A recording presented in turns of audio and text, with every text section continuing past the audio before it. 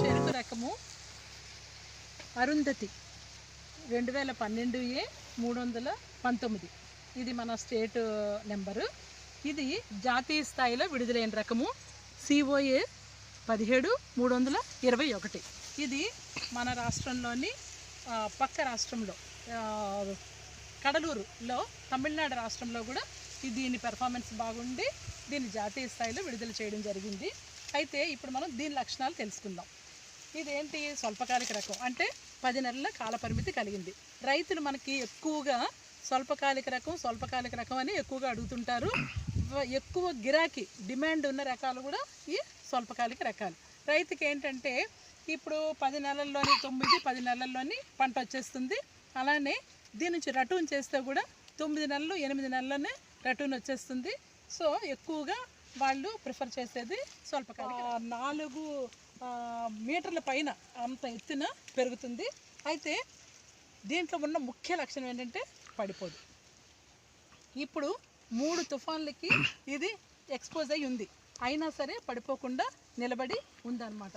దీంట్లో మనము కర్ర లక్షణాలు మనం చూసుకున్నట్లయితే కనుక కర్ర ఇది ఎక్స్పోజ్ అవ్వనంత వరకు కూడా ఇలా గ్రీన్ కలర్లో ఉంటుంది. సూర్యుడికి ఎక్స్పోజ్ అవ్వనంత వరకు ఇలా గ్రీన్ కలర్లో ఉండి ఇలా బ్లాక్ ప్యాచెస్లా ఉంటాయి.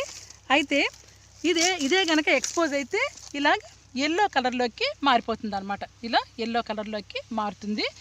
దీన్ని మనం గుర్తించే లక్షణము.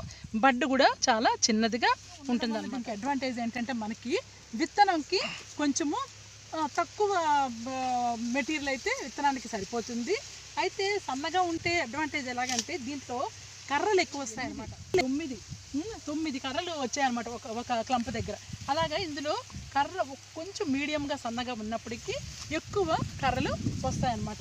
మనకి దీంట్లో ఒక చెరుకు రకం విడుదల చేశామంటే తప్పనిసరిగా రెడ్ రాట్ ఎర్ర కుళ్ళు తెగిలికి తట్టుకునే శక్తి ఉండాలి. అలా దీనికి ఎర్ర కుళ్ళు తెగిలిని బాగా తట్టుకునే శక్తి ఉందన్నమాట దీనికి.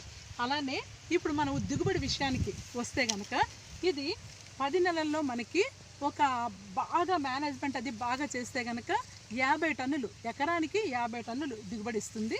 అలానే ఇందులో పంచదార శాతం మనం చూసుకున్నట్టయితే 19.5 పైనే ఉంటుంది అనమాట. 19.5 పైనే ఉంటుంది. అలానే మనకి ఇది పంచదార దిగుబడి కూడా చూసుకున్నట్లయితే కనుక ఇందులో ఎంత హెక్టేర్కి 17 టన్నులు 17.5 టన్నులు కూడా వస్తుంది. అలానే బెల్లం దిగుబడి కూడా మనం చూసుకున్నట్లయితే 16 టన్నుల పైనే బెల్లం దిగుబడి కూడా వస్తుంది అనమాట. బెల్లం కూడా మంచి నాణ్యత కలిగి ఉంటుంది. అలా మనకి ఇరిగేషన్ సదుపాయం ఉన్న ప్రాంతాల్లోని ఎక్కడైనా సరే ఈ రకాన్ని మనము రికమెండ్ చేయొచ్చు. మంచి దిగుబడిని ఇచ్చే రకం.